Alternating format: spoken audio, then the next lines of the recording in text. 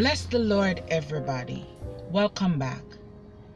Tell me, how many times must God prove how much He loves you before you give over to Him?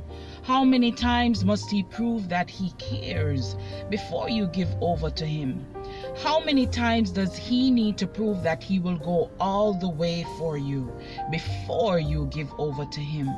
I want to encourage you today to think about giving your life to the Lord, to think about having a taste of salvation, to think about assuring the legacy of your family, and think about your loved ones, your children.